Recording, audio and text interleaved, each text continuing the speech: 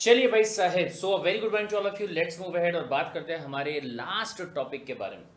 अगर मैं partnership form के बारे में बात करूं तो कुल मिला के 6 टॉपिक जो हैं वो हमने यहाँ पे पढ़े, जिसमें कि अलग अलग चीज़ों के बारे में बात करी कि पार्टनरशिप फॉर्म जो है वो कितने टाइप की हो सकती है, पार्टनर्स जो है वो कितने टाइप के हो सकते हैं, जब पार्टनरशिप फॉर्म को स्टार्ट करने की बात की जाती है तो उसमें क्या क्या आपको ध्यान रखना पड़ता है, वगैरह वगैरह, राइट।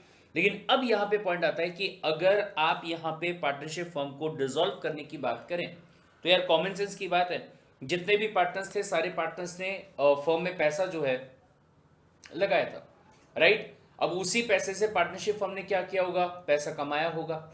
उस पैसे को या तो ये हो सकता है कि आपने हर साल प्रॉफिट के तौर पे क्या किया होगा, आपस में शेयर कर लिया होगा। लेकिन ये भी पॉसिबल है कि आपने सोचे कि यार पूरा का पूरा पैसा जो है वो अपने को आपस में शेयर नहीं करना चाहिए, बल्कि कुछ पैसा वापस अपने बिजनेस में अपने को लगा देना चाहिए, राइट। तो उसके बेसिस पे आपने क्या किया होगा कि अपने पार्टनरशिप फर्म के बिजनेस को आपने आगे बढ़ाया होगा, बोले ठीक है। लेकिन जब अब यहाँ पे डिसोल्यूशन ऑफ फर्म के बारे में बात की जा रही है, डिसोल्यूशन ऑफ पार्टनरशिप के बारे में बात की जा रही है, तो सर क्या मैं कह सकता हूं कि यहां पे एक पॉइंट ऐसा आ सकता है कि एक काम करते हैं यार, जितने भी अपने एसेट्स है पार्टनरशिप फर्म के, उन एसेट्स को बोले मार्केट में अपन बेच देते हैं, और वहां से जो भी बोले अपने को पैसा आएगा, जिसे इंग्लिश में क्या कहा जाता है, प्रोसीड्स, ठीक है। जो भी पैसा आएगा उस पैसे से पहले बोले अपन क्या करेंगे कि हमारे फर्म की जो भी बाहर की लाइबिलिटीज वगैरह होंगी उन लाइबिलिटीज को पे ऑफ कर देंगे, और जो पैसा बोले इसके बाद में बच जाता है वो पैसा बोले अपन क्या करेंगे, एग्रीड रेशो में अपने पार्टनर्स के बीच में बांट लेंगे। ये समझ में आया? तो ये सारी बातें जो है वो अपने को यहाँ पे ध्यान देनी पड़ेगी। लेकिन साथ में एक पॉइंट और भी आपको दिया गया, क्या बोले, डिसोल्यूशन ऑफ फर्म नहीं बल्कि डिसोल्यूशन ऑफ पार्टनरशिप। सर एक ही बात होगी ना? नहीं नहीं, ध्यान से सुनिएगा, दोनों में हल्का सा फर्क है। फर्क क्या है कि जब आप डिसोल्यूशन ऑफ फर्म के बारे में बात करते हैं, इसका मतलब ये हुआ कि आज के बाद में ये नाम से जो फर्म आपकी हुआ करती थी, ये फर्म बोले आपकी कंटिन्यू रहने वाली नहीं है। एग्जाम्पल, शायद आपकी फर्म का नाम हुआ करता था AB and company. Got the point? जब आप डिसोल्यूशन ऑफ फॉर्म के बारे में बात करें, इसका मतलब क्या हुआ कि सर आज के बाद में इस नाम से कोई फॉर्म जो है वो एग्जिस्ट करती ही नहीं है, आप ऐसा मान के चलें। लेकिन जब आप डिसोल्यूशन ऑफ पार्टनरशिप की बात करते हैं, उसका मतलब क्या हुआ, ध्यान से सुनिएगा। सब बोले A और B, ये दो लोगों ने मिलकर एक फॉर्म को स्टार्ट किया था जिसका नाम क्या दिया गया था, AB एंड कंपनी। ये समझ में आया? बोले ठीक है सर। लेकिन बोले इसके बाद में आगे चल के क्या हुआ कि एक और बंदा जो है, सॉरी, एक और बंदा जो है C नाम का, वो बोले यहां आपके इस फॉर्म में क्या हो चुका है, ऐड हो चुका है, जिसकी वजह से क्या मैं कह सकता हूं कि ये दो पार्टीज के बीच में जो पहले पार्टनरशिप हुआ करती थी A और B के बीच में, अब वो यहां पे खत्म हो चुकी है। और अब क्या हो चुका है, बोले तीन के बीच में जो फॉर्म आपकी रहेगी वो स्टार्ट हो जाएगी। तीन लोगों के बीच में जो पार्टनरशिप होगी वो स्टार्ट हो जाएगी। सब पहले अगर मैं ये दो पार्टीज के बीच में जो पार्टनरशिप थी उसके हिसाब से अगर बात करूं तो ये कहा गया था कि 50% प्रॉफिट मैं लेके जाऊंगा और 50% प्रॉफिट मैं लेके जाऊंगा। लेकिन जैसे ही तीसरा बंदा यहां बीच में आ जाता है तो वो क्या कहेगा, भैया मेरा भी तो कुछ हिस्सा बनता है, मे बी 20% हो गया, मे बी 40% यहां पे और 40% यहां पे। ये समझ में? इसका मतलब क्या हुआ कि 100% यहां पे डिवाइड जो है वो हो चुका है, जो कि पहले के हिसाब से नहीं है। अगर ऐसा रहा तो क्या कहा जाएगा, क्या मैं ये कह दूं कि आपकी जो फर्म है वो डिसॉल्व हो गई है? नहीं सर, फर्म तो पहले भी इसी नाम से हुआ करती थी, आज भी फर्म क्या है, उसी नाम से कंटिन्यूड है। बट अगर बोले आप बात करते हैं किसके बारे में, पार्टनरशिप के बारे में, तो पार्टनरशिप जो है वो यहां पे डिसॉल्व हो चुकी है, वो बोले यहां पे चेंज हो चुकी है। ये समझ में आया क्या भाई साहब? बोले ठीक है सर। या फिर इसके अलावा एक और काम भी हो सकता है, क्या सर? बोले पहले ना चार लोगों के बीच में A B C और D, चार लोग थे, और ये चार लोगों के बीच में पार्टनरशिप जो है वो बोले आपने यहां पे बनाई थी। चार लोगों के बीच में पार्टनरशिप जो है वो आपने बनाई थी, जिसका नाम आपने क्या दिया, मान लीजिए फॉर एग्जांपल इसका नाम जो है वो आपने दिया था कियाटॉस, ठीक है, कियाटॉस एंड कंपनी। कुछ तो भी एक ब्रांड नेम जो है वो आपने यहां पे सिंपली इसको दे दिया था, ठीक है। कियाटॉस के नाम से आपने काम करना स्टार्ट किया। अब ये कियाटॉस के नाम से आपने काफी सालों तक काम किया और अपना एक ब्रांड नेम जो है वो आपने बना लिया। लेकिन कुछ सालों के बाद में मान लीजिए फॉर एग्जांपल ए नाम का जो बंदा है वो कहता है कि मुझे यहां पे पार्टनरशिप में नहीं रहना। पहले अगर बात करेंगे तो पार्टनरशिप का रेशियो हुआ करता था 25% ईच के हिसाब से। पहले अगर बात करेंगे तो रेशियो हुआ करता था 25% ईच के हिसाब से, लेकिन अब अगर ए नाम का जो बंदा है वो कहते हैं कि मुझे इस फर्म में नहीं रहना है, बी सी और डी नाम का जो बंदा है वो ये फर्म को कंटिन्यू कर सकता है, तो क्या इसे ये कहा जाए कि जो आपका पार्टनरशिप फर्म है वो डिसॉल्व हो चुका है? नहीं सर, पार्टनरशिप फर्म तो पहले जैसा था वैसे का वैसा अभी भी क्या कर रहा है, कंटिन्यू कर रहा है, वो बिल्कुल भी यहां पे क्या नहीं हुआ, डिसॉल्व नहीं हुआ सर। ये समझ में आया? बोले ठीक है सर। चलिए, तो इसके बेसिस पे अगर मैं dissolution of partnership and dissolution of firm के बीच में डिफरेंशिएट करने के बारे में बात करूं तो यहां पे 5 पॉइंट है, वो ध्यान दीजिएगा। क्या? सबसे पहली बात, पार्टनर्स के बीच में रिलेशन जो है वो कैसा रहेगा, कौन से वाले के अंदर? क्या कहता है सर, अगर बोले पार्टनरशिप डिसॉल्व होती है, the relation between the partners of the firm changes. Yes sir, मतलब सर पहले ए और बी के बीच में ही रिश्ता हुआ करता था, अगर यहां पे पार्टनरशिप डिसॉल्व हो रही है ये दोनों के बीच में, इसका मतलब ये हो सकता है कि सी नाम का जो बंदा है वो भी क्या हो गया, नया आ गया। अब पार्टनरशिप सिर्फ 2 के बीच में नहीं बल्कि 3 के बीच में हो चुकी है, तो उन दोनों के बीच में जो सहमति थी वो खत्म हो चुकी है और वो तीनों के बीच में आ चुकी है। या फिर एक और पॉइंट यहां पे क्या बोल सकते हैं, सब बोले पहले ए बी और सी ये 3 के बीच में पार्टनरशिप थी, लेकिन इनमें से एक बंदा जो है वो कहता है मैं रिटायर होना चाहता हूं, या एक बंदे को निकाल दिया गया, एक्सपेल कर दिया गया, तो पार्टनरशिप क्या मैं कह सकता हूं ए बी और सी के बीच में जो हुआ करती थी वो डिसॉल्व हो चुकी है और बचे कौन, सिर्फ बी और सी। ये समझ में आया? ठीक है। लेकिन जब आप फर्म के बारे में बात कर रहे हो जितने भी आपके पार्टनर्स थे सबका रिलेशन जो है वो क्या हो जाता है, वो बोले यहां पे खत्म हो जाता है। आज के बाद में हमारे बीच में कोई पार्टनरशिप यहां पे है ही नहीं, आप ऐसा मान के चलिए। ये समझ में आया? ठीक है साहब। यहां पे चेंज इन पार्टनर्स, सर हो सकता है कि जो एग्जिस्टिंग पार्टनर्स है वो वहीं पे ही रहे और कोई नया पार्टनर जो है वो यहां पे आके जुड़ जाए। ये समझ में आया? तो हो सकता है कि पार्टनर्स में चेंज आ जाए या फिर हो सकता है कि पार्टनर्स में चेंज जो है वो ना आए, राइट। यहां पे all the partners cease to be in the position of a partner, they are no more mutual agent. Sir जब फॉर्म ही पूरी डिसॉल्व हो चुकी है तो एजेंट बचेंगे कहां से? यहां पे क्या हुआ, बस इतना हुआ कि इनका जो रिलेशन पहले था वो वैसे का वैसे चल रहा था, बस ये लगा लो कि एक और बंदा जो है वो यहां पे क्या हो गया, जुड़ गया। Got the point? या फिर हो सकता है कि पहले से जब यहां पे ये लोग थे तो इनमें से एक आधा बंदा क्या हो गया, चला गया, बट बाकी लोग तो है ना सर अभी भी? हाँ सर। ये समझ में आया? ठीक है। Next point, continuation of business. Sir यहां पे बिजनेस कंटिन्यूड रहेगा क्योंकि फॉर्म अभी भी चल रही है, लेकिन यहां आपका बिजनेस क्या हो जाएगा, डिसकंटिन्यूड हो जाएगा। क्यों? अरे भाई साहब जब पार्टनरशिप फॉर्म ही नहीं बची है तो उसके नाम पे बिजनेस कैसे होगा, right. Next point, revaluation of the realisation of the assets. ये ध्यान से सुनिएगा सर, पहले ये वाले पॉइंट की बात अगर मैं करूं, क्या हुआ सर, बोले ए बी और सी, ठीक है, ये तीनों लोगों ने आपस में डिसाइड किया कि 3 लाख रुपए अपन क्या करते हैं, हमारी फॉर्म में कंट्रीब्यूट करते हैं, राइट। इनिशियली 3 लाख रुपए जो है वो लगाया और उसको लगा के आपकी फर्म ने प्रॉफिट जो है वो कमाया। जो प्रॉफिट कमाया था इससे बोले आपकी फर्म ने एसेट्स को भी परचेस करके लेके आए, राइट। और सर जो चीज बोले हमने 3 लाख से स्टार्ट करी थी वो बोले 40 लाख रुपए की हो चुकी है।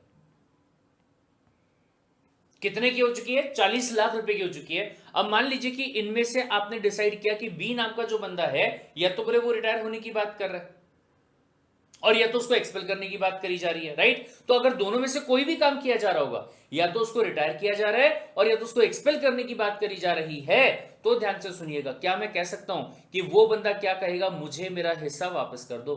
तो आप क्या करोगे, क्या उसको सिर्फ उसका 1 लाख रुपए वापस करोगे क्या? Answer is no sir. सबसे पहली बात वैल्यूएशन करवाया जाएगा कि आज फर्म के पूरे जो एसेट्स हैं उनकी वैल्यू क्या है, क्या वो 40 लाख रुपए ही है क्या? हो सकता है इसके ऊपर नीचे हो। क्यों सर? आपने डेप्रिसिएशन शायद प्रॉपर्ली चार्ज नहीं किया होगा जिसकी वजह से अमाउंट कम या ज्यादा आपको यहां पे दिखाई दे रहा है। तो क्या करेंगे, प्रॉपर इसका रीवैल्यूएशन करवाएंगे किसी वैल्यूएशन ऑफिसर से, और उसके बाद अगर मान लो पता लगता है कि 38 लाख रुपीस की इसकी क्या है, वैल्यू है, राइट। तो 38 लाख को डिवाइड बाय क्या कर दीजिए, 3 कर दीजिए। मेरा मैथ्स कमजोर है भाई साहब, मेरा मैथ्स कमजोर है, ज्यादा होशियारी मैं यहां पे करने वाला नहीं हूं। 38 डिवाइड बाय 3 कितना आएगा, 12.67। तो बोले 12,67,000 12.67 लाख जो है वो हर एक का क्या बन रहा है, शेयर बन रहा है। इसका मतलब क्या होगा, रिवैल्यूएशन करके ये पैसा जो है वो आपको किसको पे करना पड़ेगा, बी को पे करना पड़ेगा। या तो वो पैसा उसको पे कर दो, और जब तक कि पैसा उसको पे नहीं किया जा रहा है, आपकी फर्म का जो भी बिजनेस का प्रॉफिट आ रहा होगा, उस प्रॉफिट को आपको क्या करना पड़ेगा, शेयर करना पड़ेगा। राइट, बोले ठीक है। लेकिन अगर यही वैल्यूएशन जो है वो आपने फर्म को डिसॉल्व करने की बात करी, ठीक है, डिसॉल्व किया, पता लगा कितना पैसा आया, बोले 38 लाख रुपया जो है वो आया। एक काम करो भाई साहब, क्या फटाफट जितने भी बाहर वाले लोग होंगे, जिन लोगों के साथ में हमारी फर्म ने काम किया होगा, उनका जो उधार है उस उधार को क्या कर दो, चुकता कर दो, पे ऑफ द डेब्ट्स। राइट, फिर उसके बाद में जो पैसा बच जाता है वो तीनों पार्टनर्स में आपस में क्या कर दो, डिस्ट्रीब्यूट कर दो। मान लीजिए पूरा पैसा पे करने के बाद में 15 लाख रुपए जो है वो यहां पे बच गए।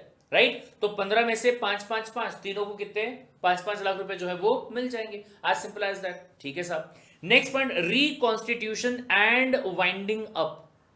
Reconstitution and winding up, sir ध्यान से, अगर पार्टनरशिप में चेंज आ रहा है, अगर पार्टनरशिप डिसॉल्व हो रही है, तो आप क्या बोलोगे उसको, रिकॉन्स्टिट्यूशन का नाम जो है वो दे सकते हैं, जो कि हमने टॉपिक नंबर 6 में भी पढ़ा था।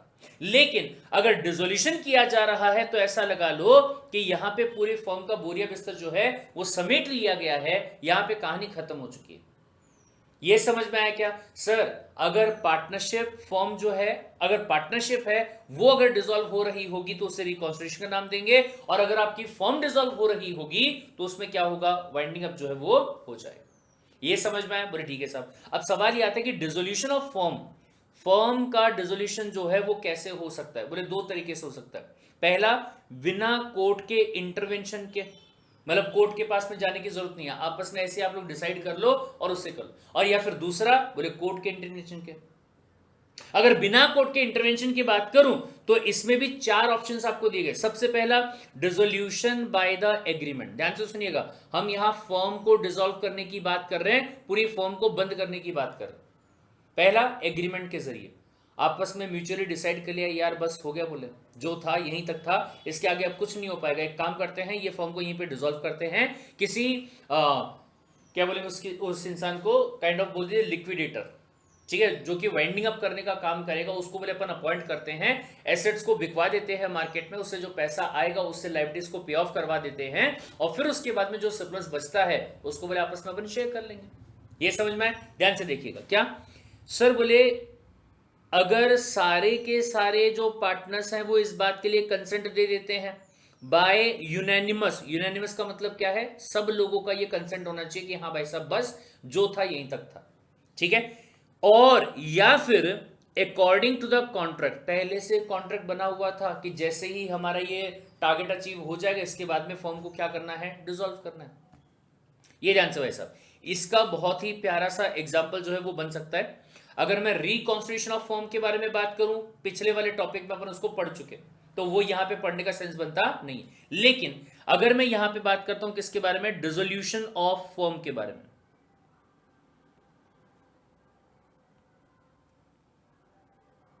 ठीक है, इसमें बोले आप दो चीजें बता सकते हैं। पहला,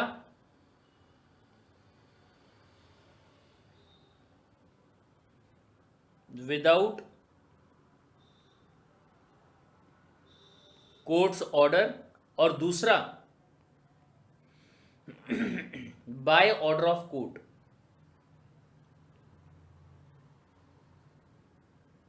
ठीक है, कोर्ट जो है वो बोले आपको यहां पे ऑर्डर दे सकता है कि क्या कर लो आपस में, डिसोल्यूशन जो है वो बोले आप यहां पे कर लीजिए। अब अगर मैं विदाउट कोर्ट्स ऑर्डर के बारे में बात करूं तो सर इसमें 4 चीजें आपको बताई गई हैं। सबसे पहला बोले by mutual agreement,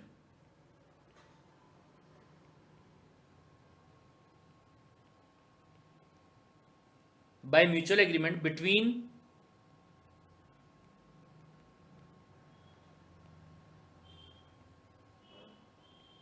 all the partners.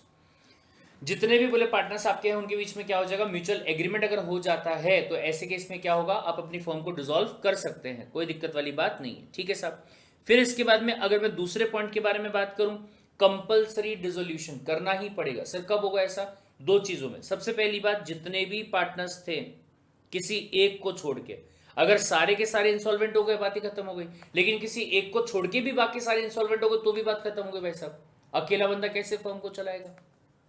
ये ध्यान से सुनिएगा, क्या कहा हमने सर? बोले एक बंदा था ए, एक था बी, एक था सी, ठीक है। या तो मैंने क्या कहा कि तीनों के तीनों इंसॉल्वेंट हो चुके हैं। सर इंसॉल्वेंट होने का मतलब क्या होता है? ये शायद मैं आपको पहले भी बता चुका हूं, लेकिन वापस से, अगर एसेट्स कम होते हैं लाइबिलिटीज से, कभी भी अगर आपकी जितनी लाइबिलिटी है, पर्सनल वाली लाइबिलिटी, ठीक है, अगर वो बोले आपके एसेट से क्या हो जाते हैं, कम हो जाते हैं, इसका मतलब क्या होगा कि आपको इंसॉल्वेंट डिक्लेयर किया जा सकता है।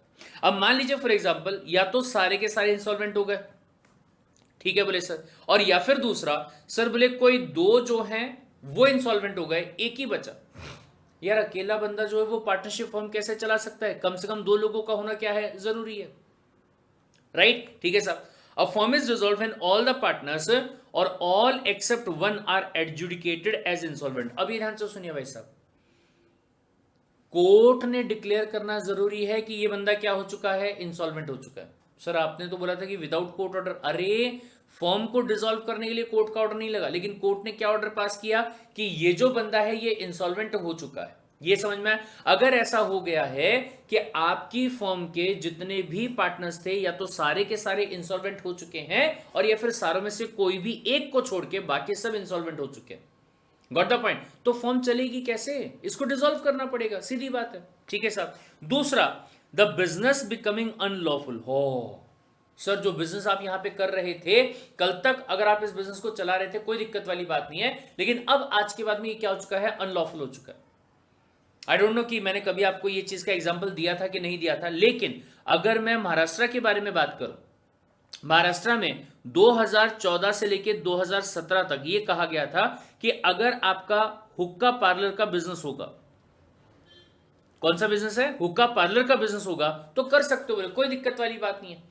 जैसे नॉर्मल बोले कॉफी के कैफे रहते हैं या फूड के कैफे रहते हैं, वैसे हुक्का पार्लर के भी कैफेज हो सकते हैं, बोले कोई दिक्कत वाली बात नहीं। मतलब आप अपने कैफे में हुक्का वगैरह जो है उनको सर्व कर सकते हो, ठीक है। लेकिन यहां पे क्या बोला गया, 2017 के बाद में ऐसा कह दिया गया, 2018 में कहा गया कि हुक्का पार्लर्स आर नॉट अलाउड।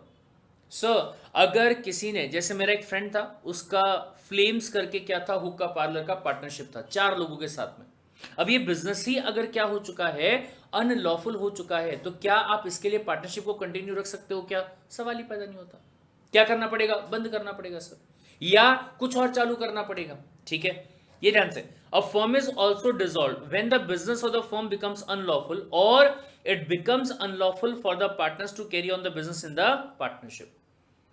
हो सकता है कि आपके लॉ ने क्या कहा कि ये वाला काम करने के लिए आप पार्टनरशिप नहीं कर सकते हो, आपको अलग अलग काम करना पड़ेगा, ऐसा भी बोला जा सकता है। ये समझ में आया? ठीक है साहब। तो यहां पे ध्यान से, दूसरा जो एग्जांपल आपका यहां पे आएगा, ये रहेगा क्या, कंपलसरी। मतलब चाहे आपकी इच्छा हो या ना हो, आपको करना ही पड़ेगा। Compulsory dissolution. क्या कहा इसके लिए, 2 बातें कही गई। क्या? पहला,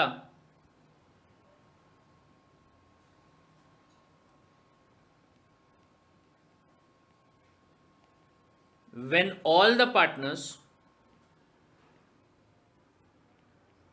or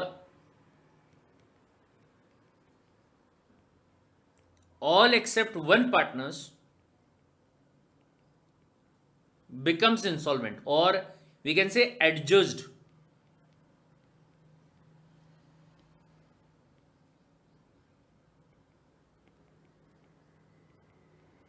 एज इंसॉल्वेंट, ठीक है। कोर्ट ने उनको क्या कर दिया है, इंसॉल्वेंट डिक्लेयर कर दिया है। तो भैया ऐसे केस में आपकी पार्टनरशिप फॉर्म जो है वो कंटिन्यू हो ही नहीं सकती, सवाल ही पैदा नहीं होता, ठीक है साहब। दूसरा क्या था, when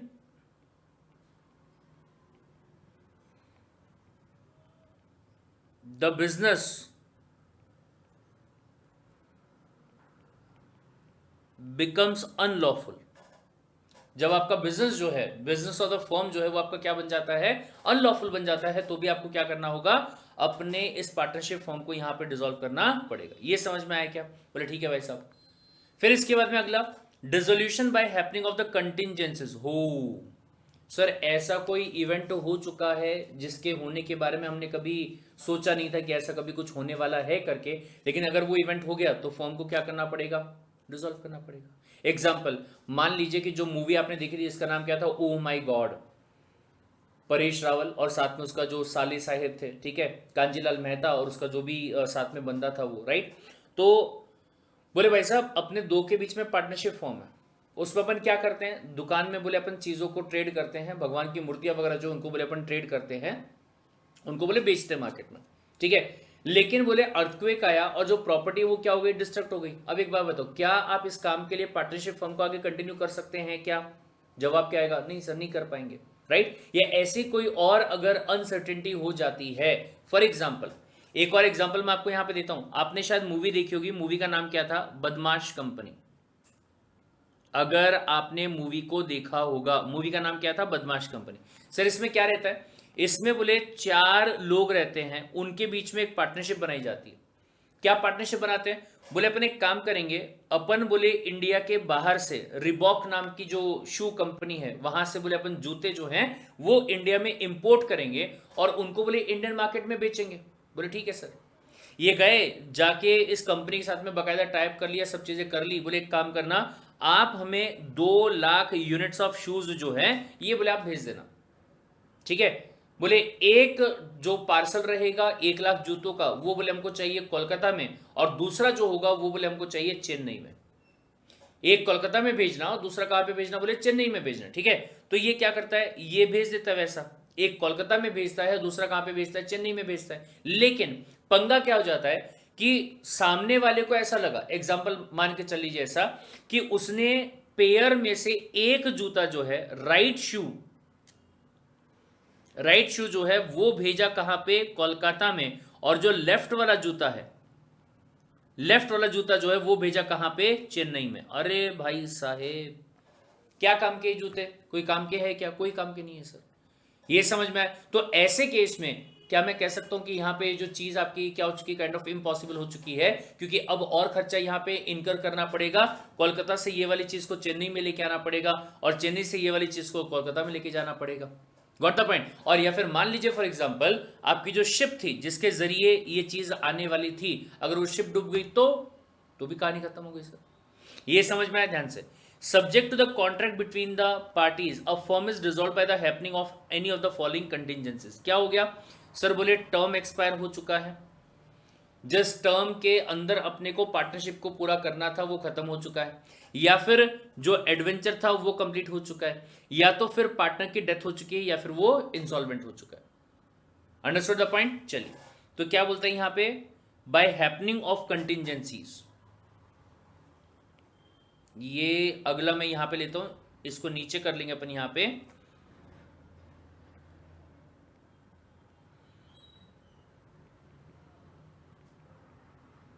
bye happening of any contingent event, ठीक है, कोई भी कंटिंजेंट इवेंट अगर हो जाता है वो, जिसमें से 4 आपको यहां पे बताए हुए हैं, इनका भी अपन यहां पे लेके चल सकते हैं। टर्म एक्सपायर हो चुका है जिसमें अपने को पार्टनरशिप करना चाहिए था और उसके हिसाब से काम अपना होना चाहिए था, जो एग्जांपल मैंने आपको दिया वो वाला।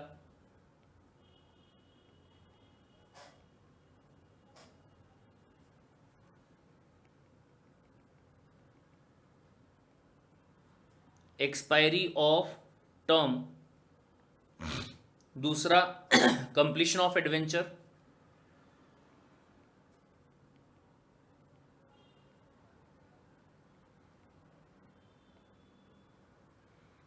फिर उसके बाद में डेथ और insolvency of partner.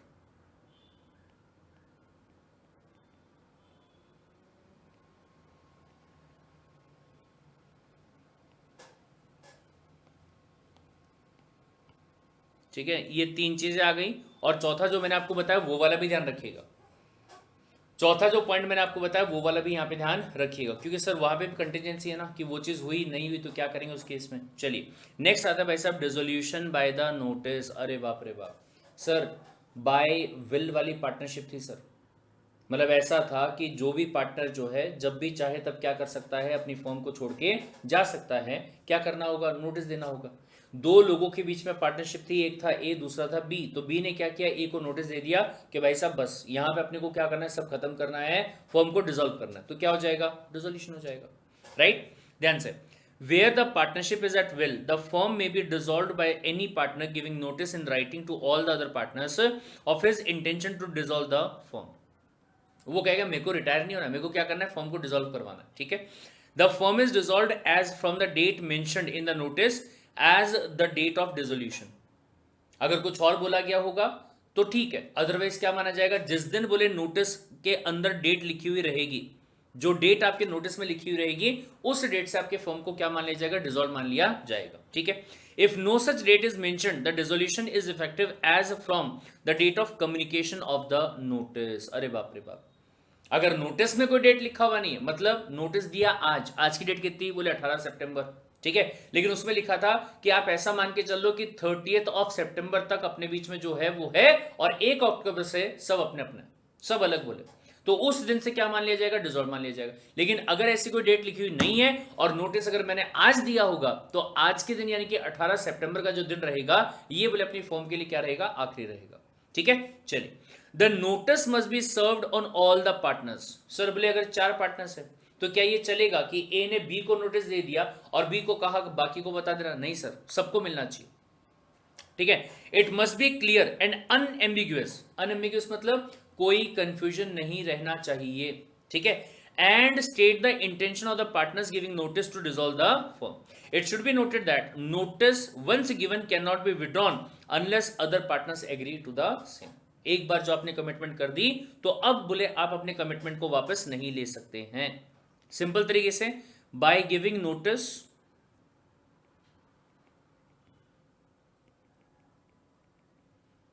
To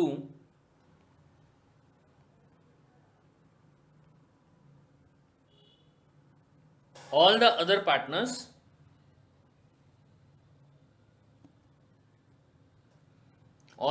partners to dissolve the firm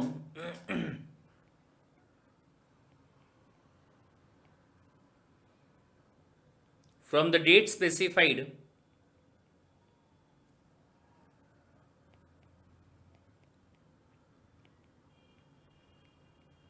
or from the date of notice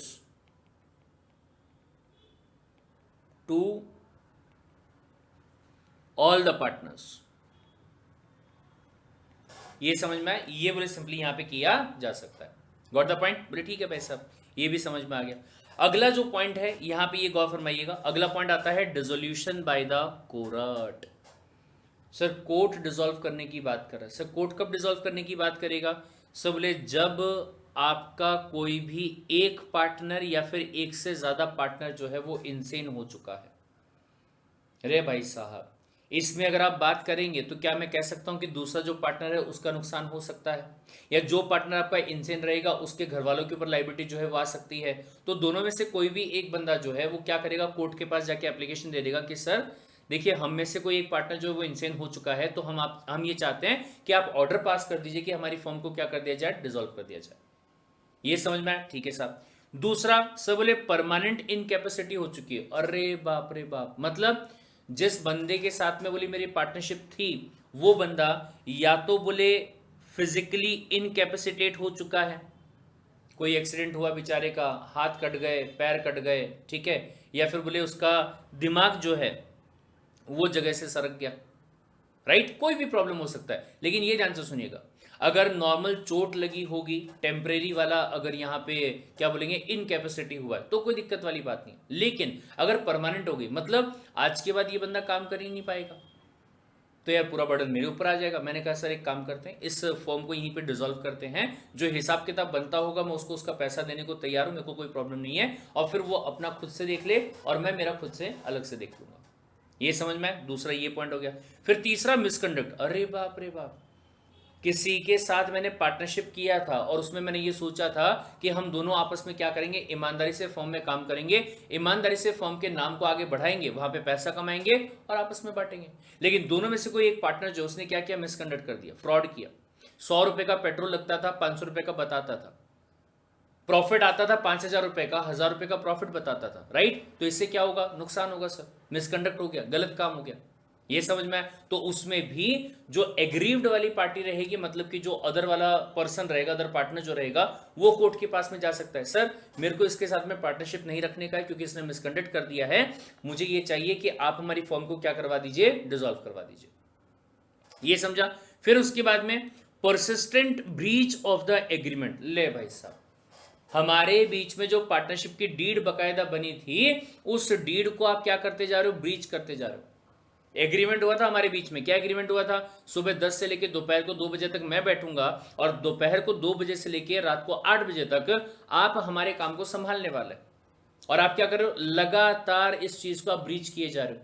हर बार आप ये कहते हो कि यार एक काम कर, आज तू देख ले, आज तू देख ले, आज तू देख ले। अरे भैया एग्री ये हुआ था कि अपन काम क्या करेंगे, मिलके करने वाले हैं, तो ये क्या मतलब हुआ कि आज तू देख ले, ये समझ में आया। फिर इसके बाद में ट्रांसफर ऑफ इंटरेस्ट, मेरे मना करने के बावजूद, मैंने आपसे कहा था कि मेरे फर्म के अंदर काम करने की बात अगर की जाए तो मेरे को आपके ऊपर ट्रस्ट है, तो आपके साथ में काम करने को तैयार हूं। आपने बिना मुझसे पूछे मेरी फर्म का इंटरेस्ट जो है, या मेरी फर्म में अपना शेयर जो है, अपना इंटरेस्ट जो है, वो किसी और को ट्रांसफर कर दिया। क्या ये चलेगा क्या, ये बिल्कुल भी नहीं चलेगा सर, राइट। फिर इसके बाद में अगला सब बोले परपेचुअल लॉस। हे भगवान, मतलब सर ऑलरेडी हमारी फर्म लॉस में जा चुकी है और इसके आगे अकाउंट्स में हमको ये समझ में आ चुका है कि भाई साहब अब इसके आगे प्रॉफिट नहीं हो सकता, अब इसके अगर कुछ होगा तो लॉस लॉस और लॉस ही होने वाला है। Got the point, done. और फिर any other just and equitable ground, जो कि कोर्ट को लग रहा होगा कि भाई साहब इस फर्म को अब बंद कर देना ही ज्यादा सही रहेगा, अदरवाइज इसके आगे क्या होने वाला है, नुकसान ही होने वाला है। कितने पॉइंट हो गए, 7 पॉइंट हो गए भाई साहब।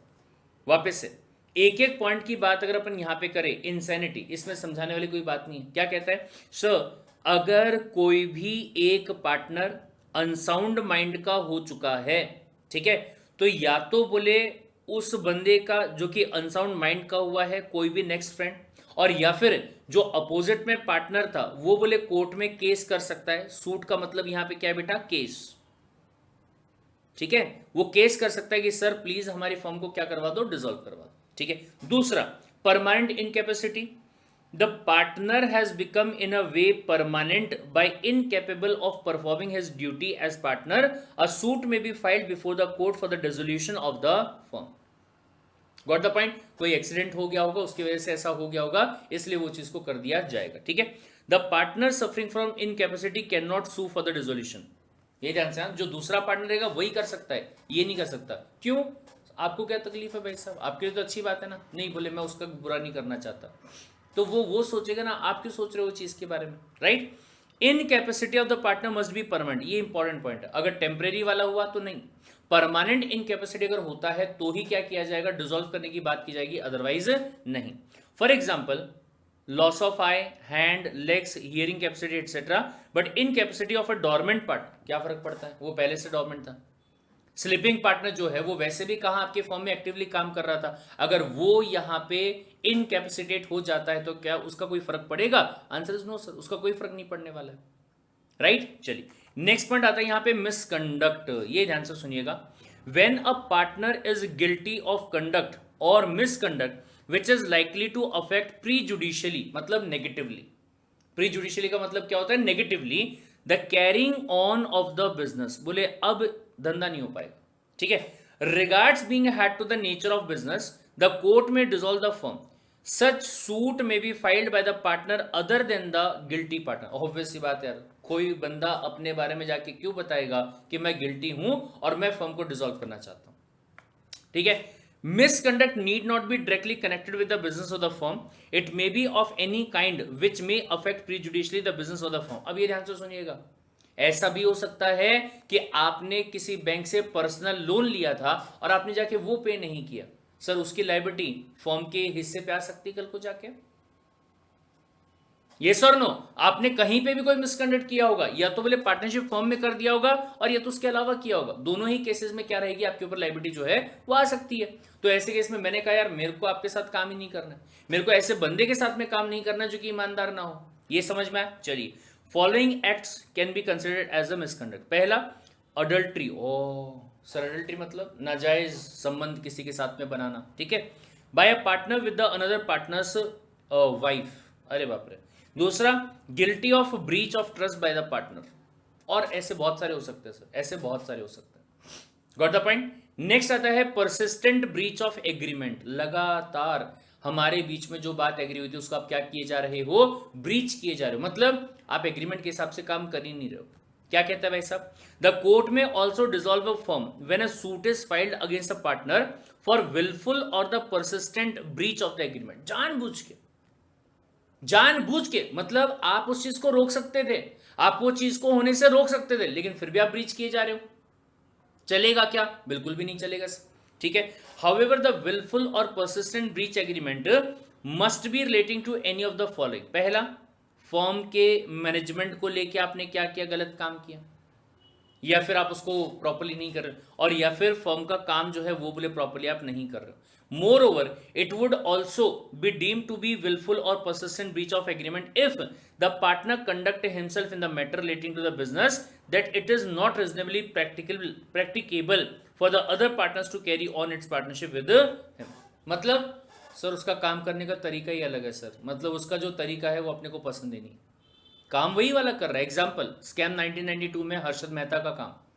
अश्विन मेहता ऑल्दो उसका भाई था, राइट, लेकिन अश्विन मेहता को हर्षद मेहता का काम करने का तरीका पसंद ही नहीं था। बोले क्या अनलॉफुल कर रहे हैं यहाँ पे, हम कुछ अनलॉफुल नहीं कर रहे, बस बोले जो लॉ के अंदर लिखा हुआ नहीं है उसका फायदा उठा रहे, लूप होल्स का फायदा उठा रहे। बोले अपन सभी करते बोले ये वाली चीज, लेकिन अश्विन ने कहा कि नहीं मेरे को ये चीज करना पसंद नहीं है, तो मेरे को नहीं करना आपके साथ में पार्टनरशिप। ये समझ में ऐसा हो सकता है। And then comes what, transfer of interest. मेरे को आपके ऊपर भरोसा था, मैं आपके साथ में काम करने को तैयार था, लेकिन जिसको आप अपना इंटरेस्ट ट्रांसफर कर रहे हो मैं उसके साथ में काम नहीं कर सकता। Got the point? क्या करते हैं, फॉर्म को डिसॉल्व कर देते हैं। द कोर्ट में order the dissolution of the firm when a partner has transferred his interest in any of the following ways. क्या किया, transferred whole interest in the firm to the third party. ले भाई साहब, अपना पूरा interest जो है वो थर्ड पार्टी को दे दिया, तो आप दोनों के बीच तो फॉर्म वैसे ही डिसॉल्व हो गई, ठीक है। दूसरा, where he has allowed his share to be charged under the civil procedure code. हो सर ये नहीं समझा, क्या कहना चाहते हो, ध्यान से सुनिएगा। सर बोले बेसिकली कैसा था कि ए और बी ये दो लोगों के बीच में एक पार्टनरशिप फॉर्म थी। क्या थी, एक पार्टनरशिप फॉर्म थी जिसमें ऑब्वियसली बात है ए का भी हिस्सा था और बी का भी हिस्सा था। बोले हाँ सर, लेकिन इसके अलावा ए नाम का जो बंदा है अपनी जिंदगी में जो भी पर्सनल काम करना चाहता है वो कर सकता है। बोले हाँ सर। तो ए ने क्या किया, सी नाम का जो बंदा है इसके साथ में एक काइंड ऑफ कॉन्ट्रैक्ट भी किया था, शायद कोई चीज को परचेज करने का या कोई चीज को बेचने का, लेकिन वो अपने इस कॉन्ट्रैक्ट को क्या नहीं कर पाया, परफॉर्म नहीं कर पाया, जिसकी वजह से सी नाम का जो बंदा था उसने ए पे क्या कर दिया, केस कर दिया भाई साहब, राइट। और ये ध्यान से सुनिएगा सर, किसी कॉन्ट्रैक्ट को नहीं निभाना ये बोले आपका एक सिविल वाला मैटर है भाई साहब, ठीक है। और इस मैटर में आपका कोर्ट जो है वो किस तरीके से आपको डिसीजन देता है, आपको कितना कंपनसेशन पे करना पड़ेगा सामने वाले के नुकसान वगैरह का, इन सारी चीजों के बारे में सिविल प्रोसीजर कोड 1908 में लिखा हुआ है। अब मान लीजिए फॉर एग्जांपल कि कोर्ट ने ऑर्डर पास किया कि आपको इस बंदे को यानी कि सी नाम के बंदे को 5 लाख रुपए पे करना पड़ेगा, जो कि ए के पास में नहीं है। तो कोर्ट ने ऑर्डर पास कर दिया सिविल प्रोसीजर कोड के हिसाब से कि इस बंदे की, ए नाम का जो बंदा है उसकी जितनी भी प्रॉपर्टी होगी, उसके हिस्से में जो भी चीज आती होगी उसको क्या कर लो, जब्त कर लो। बोले मतलब कोर्ट ने क्या किया होगा, किसी ऑफिशियल रिसीवर को या ऑफिशियल असाइनी को अपॉइंट किया होगा। बोले हाँ सर। इसका मतलब क्या हुआ सर, बोले आपके बीच में जो पार्टनरशिप फर्म है उसमें से आधा हिस्सा जो है वो ए का है। बोले हाँ सर। तो कोर्ट ने क्या ऑर्डर पास किया होगा कि इसका जो हिस्सा है वो बोले ऑफिशियल रिसीवर के पास में आ जाए, जिससे ऑफिशियल रिसीवर इसका 5 लाख रुपया जो है वो इसको क्या करेगा, दे देगा, और बाकी पैसा जो है वो ए को वापस कर देगा। ये समझ में आया? अगर ऐसा ऑर्डर पास कर दिया गया है, तो क्या ए और बी की पार्टनरशिप यहां पे कंटिन्यूड रहेगी? क्या नहीं रह पाएगी ना सर, ये रह ही नहीं पाएगी ना, कंटिन्यू हो ही नहीं पाएगा ना। ये समझ में आया? बोले ठीक है sir. Next point, where he has allowed it to be sold in the recovery of the land revenue. ओ सर, गवर्नमेंट का जो लैंड का रेवेन्यू होता है, मतलब ध्यान से सुनिएगा, अगर बोले आपके पास में कोई जमीन है तो गवर्नमेंट कहता है कि आपको इसके ऊपर ना लैंड टैक्स पे करना पड़ता है, ठीक है। शायद आपने कभी वो सुना होगा, म्युनिसिपल टैक्स। हर साल आपको यहाँ पे टैक्स जो है वो पे करना पड़ता है, जो कि अगर मैं महाराष्ट्र की बात करूं तो 1500 स्क्वायर फीट के लिए 600 रुपये आता है भाई साहब। 1500 स्क्वायर फीट के लिए 600 रुपये आता है, अगर मैं एक साल की बात करूं तो, ठीक है। अब मान लीजिए कि पिछले 20 सालों से आपने क्या पे नहीं किया था? टैक्स पे नहीं किया था। कितना पैसा हो गया सर? अगर मैं 20 साल के हिसाब से बात करूं तो 12,000 रुपये, ठीक है। प्लस अगर आप इसमें इंटरेस्ट वगैरह भी अगर आप ऐड कर दोगे तो आपको पता चलेगा कि तकरीबन 40,000 रुपए के आसपास का टैक्स जो है वो यहाँ पे बन जाता है, सिर्फ अगर आपकी जो प्लॉट है वो 1500 स्क्वायर फीट की होगी तो। ये समझ में आया? अब ऐसे केस में ये ध्यान से सुनिएगा, ऐसे केस में आपको 40,000 रुपये पे करना है। किसको? मिस्टर ए को, जिसकी क्या है, मिस्टर बी के साथ में पार्टनरशिप फॉर्म है। ए ने कहा देखो मेरे पास में नहीं है पैसा, तुमको पैसा चाहिए क्या, एक काम करो मेरी फॉर्म को डिसॉल्व करवा लो, मेरी फॉर्म को, और उसमें मेरा जो शेयर है ना उसको बोले आप मार्केट में बेच दो, और वहां से जो पैसा आएगा उससे बोले आप अपना जो लैंड रेवेन्यू है उसको क्या कर लेना, ले लेना बोले वापस, कोई दिक्कत वाली बात नहीं। ये समझा? डन। और where he has allowed it to be sold in the recovery of any dues recoverable as arrear of revenue of the land due by the partners. कोई और भी तरीका हो सकता है, मतलब शायद हो सकता है कि आपने जो गवर्नमेंट को स्टैंप ड्यूटी पे करनी चाहिए थी वो आपने पे नहीं करी, या बाद में जाके पता चला कि स्टैंप ड्यूटी आपको ज्यादा पे करनी चाहिए थी लेकिन आपने कम ही पे करी, राइट। तो उसको भी रिकवर करने के लिए यहां पे क्या हो सकता है, आपकी जो शेयर रहेगा पार्टनरशिप फॉर्म में, उस शेयर को बेचने की बात जो है वो हो सकती है। Got the point? अब ऐसा वापस से पॉइंट आता है, पार्टनरशिप फॉर्म थी ए और बी के बीच में, अगर ए ने अपना शेयर किसी भी कारणवश किसी दूसरे को बेच दिया होगा या ट्रांसफर कर दिया होगा तो बात ही खत्म हो गई। This partnership comes to an end, ठीक है साहब। Next point, perpetual loss. ये मैं आपको बता चुका हूं सर, हमारा काम अच्छा खासा चल रहा था, लेकिन बोले हमको ये लगा लो कि महीने का तकरीबन 25,000 रुपए का हमारे ऑफिस का रेंट जो है वो पे करना पड़ता था। Got the point? सडनली क्या हुआ बोले, मार्च 2020 आया, मार्च 2020 आया, मोदी ने बोले लॉकडाउन अनाउंस कर दिया, कहा कोरोना चल रहा है बोले, उसकी वजह से क्या करना पड़ रहा है, लॉकडाउन जो है वो अनाउंस करना पड़ रहा है। हमको लगा एक महीने की बात है, तो एक महीने हमने 25,000 रुपये रेंट जो है वो बोले पे कर दिया, लेकिन हमारा उस एक महीने में कोई काम नहीं हुआ, कोई काम ही नहीं हुआ।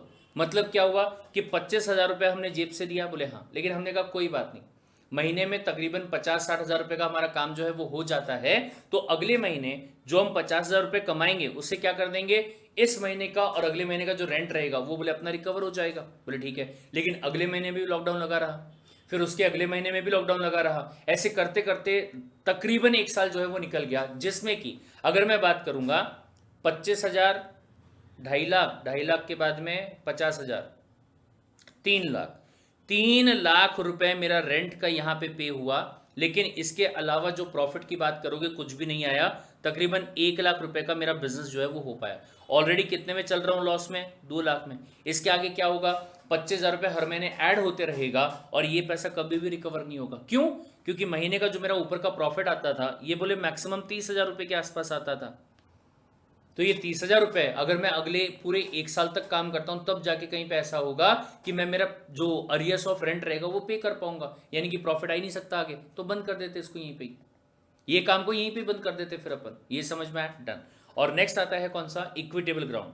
सर वो तो कोर्ट बताएगा, कोर्ट आपको बता सकता है कि किसी भी ग्राउंड पे आपका जो एक काम है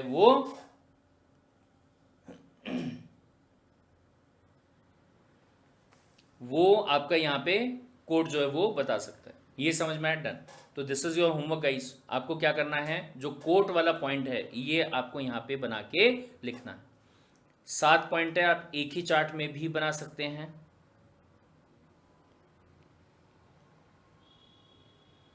कैसे बनाएंगे एक ही चार्ट में? आप ऐसे बनाएंगे,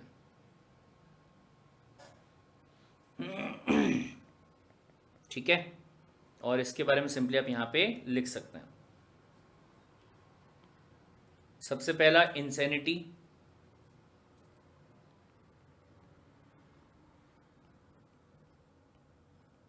एनी पार्टनर ऑफ फर्म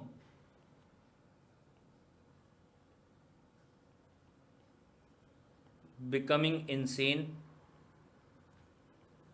ठीक है। दूसरा permanent disability,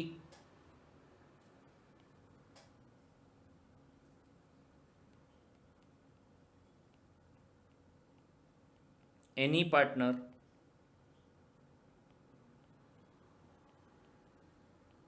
permanently becoming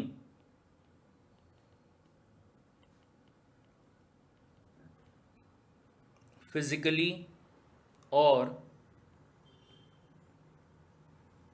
mentally disabled। फिर उसके बाद में अगला बोले misconduct,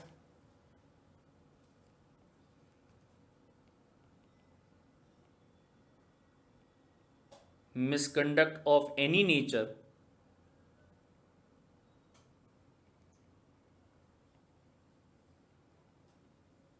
done by any partner, किसी भी नेचर का मिसकंडक्ट किया होगा तो भी, ठीक है। फिर इसके बाद में अगला परसिस्टेंट ब्रीच ऑफ एग्रीमेंट और wilful breach of agreement.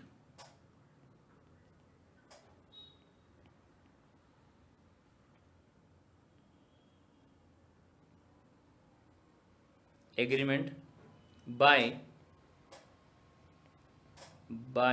Any partner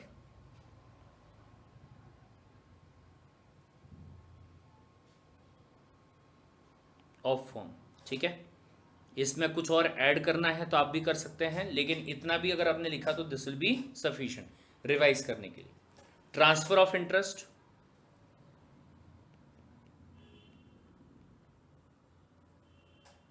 transfer of interest by any partner to outsider. अभी आपने किसी भी पॉइंट ऑफ व्यू से किया होगा उस केस में भी हो गया, ठीक है।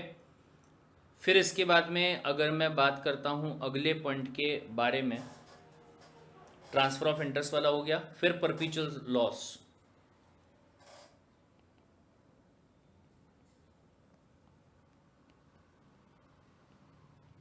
ठीक है।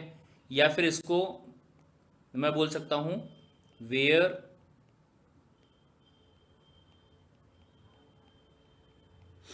The business of firm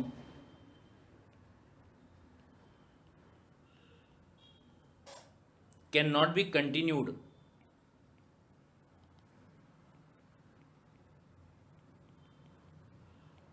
accept loss या except at loss,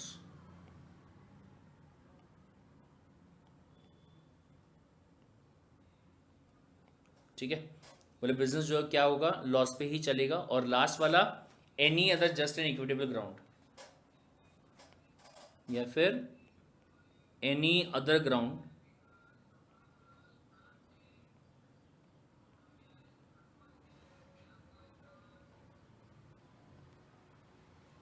which is just an equitable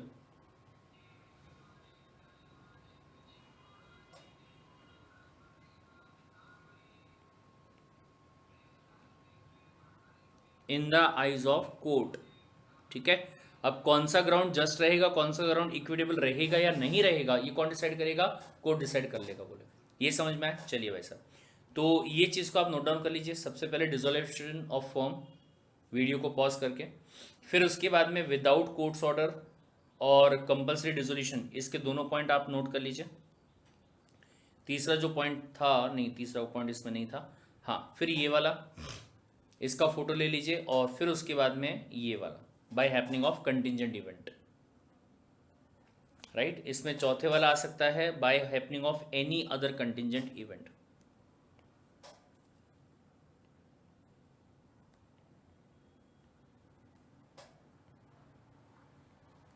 any other event, ठीक है। और फिर बाय ऑर्डर ऑफ कोर्ट वाला जो रहेगा उसमें ये 4 पॉइंट पहले इसका फोटो ले लीजिए और फिर उसके बाद में ये वाले, राइट, दैट्स इट। तो फिलहाल के लिए रुकते हैं यहीं पे ही, और फिर उसके बाद में अगली जो आपकी क्लास रहेगी जिसमें कि हम डिसोल्यूशन में पार्टनर्स का राइट क्या रहेगा, लाइबिलिटीज क्या रहेंगी और अकाउंट्स को सेटल कैसे किए जाएंगे उसके बारे में डिस्कशन जो है वो अपन करें। Got the point? डन।